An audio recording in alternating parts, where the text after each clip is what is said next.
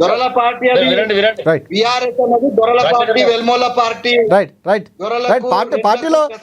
Party అధిష్టానం మీరన్న సామాజిక వర్గం కావచ్చు, మిగతా వాళ్ళందరూ మిగతా పార్టీ వాళ్ళు ఉన్నారు. ఎస్, మిగతా సామాజిక వర్గం కూడా ఉంది. ఈసీ రిజర్వేషన్ కు నిజాయితీ ఉంటే కేసీఆర్ ఒకసారి రామ్మోహన్ గారు మాట్లాడుతున్నారు. ఎస్, రామ్మోహన్ గారు చెప్పండి. రైట్ వెంకటస్వామి గారు.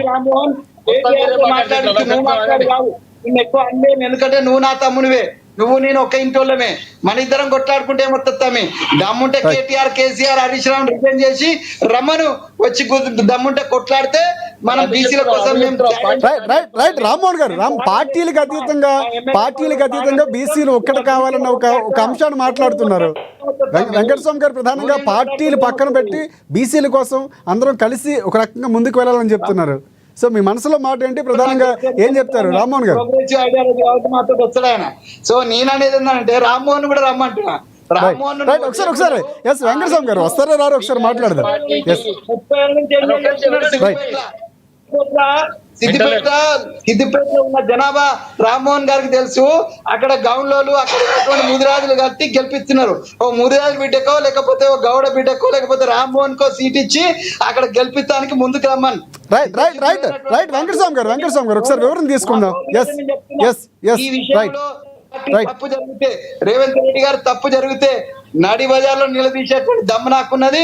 నిలదీస్తా పార్టీ నుంచి.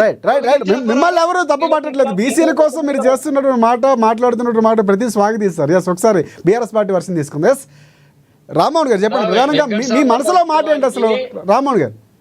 అదే చెప్తున్నాం మేము. బీఆర్ఎస్ పార్టీగా న్యాయం జరగాలి, రావాల్సిన వాటా దక్కాలి, 42% రిజర్వేషన్ రావాలని మేము కూడా మనస్ఫూర్తిగా కోరుకుంటున్నాం. ఎలక్షన్ పెట్టాలనే కోరుకుంటున్నాం. కానీ నీకు బోడిగొండుకు మోగాలికి లింకు పెడితే వ్యవహారం సెట్ కాదని చెప్తా ఉన్నాం. రేవంత్ రెడ్డి చేయాల్సింది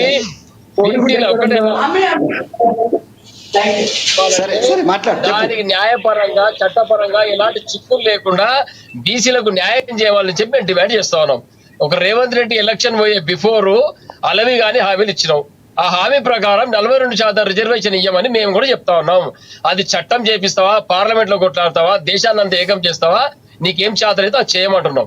అంతేగాని ప్రతిపక్షాల మీద దాడి చేసుకుంటూ మేము ఇచ్చినాం కదా, తాంబూలాలు ఇచ్చినాం, తన్నుకు సావాడనే విధంగా ప్రకటనలు చేసి తెలంగాణ సమాజాన్ని, మంచిగున్న సమాజాన్ని రెచ్చగొట్టి కులాల వారిగా, మతాలుగా డివైడ్ చేసి ఈ పబ్బం గడుపుకుంటే మాత్రం చూసుకుంటూ ఈ సమాజం ఊరుకోదు. ఖచ్చితంగా పెద్దలు వెంకటస్వామి అన్నకు క్లియర్ గా మొత్తం వివరం ఆయనకు. కానీ పార్టీ స్టాండ్ మాట్లాడుతున్నాం. అన్నకేం చెప్తున్నాం మేమంటే, ఈ పత్రికా ముఖంగా, అందరి ముఖంగా, టీవీ ముఖంగా రేవంత్ రెడ్డి గారి ఇంటికి పోయి పర్సనల్ గా మాట్లాడి మీరు ఇది ఎట్లా సాధ్యమవుతుంది, కోర్టు ఆపితే దీనికి బాధ్యులు ఎవరు, దీన్ని ఏం చేయాలి, పార్లమెంట్ లో కానీ అది ఆల్రెడీ పార్టీలో ఉన్నటువంటి వారందరూ కూడా మాట్లాడుతున్న సందర్భంలో సమావేశం కూడా నిర్వహించారు. ఎలా ముందుకు వెళ్తాము? కమిషన్ లో ప్రకటన చేసి నువ్వు ఎట్లా నోటిఫికేషన్ ఇప్పిస్తావు? 8వ తారీఖు నాడు నీకు కోర్టు, హైకోర్టు తీర్పు ఉంటే నువ్వు అంతలో నోటిఫికేషన్ 9వ మాట్లాడు. ఇది సమంజసం. నేను బీఆర్ఎస్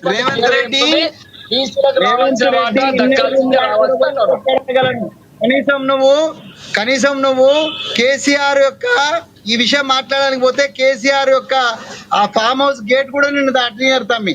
నేను మాత్రం రేవంత్ రెడ్డి ఇంట్లోకి చొచ్చుకుపోని కూడా మాట్లాడగలను. రైట్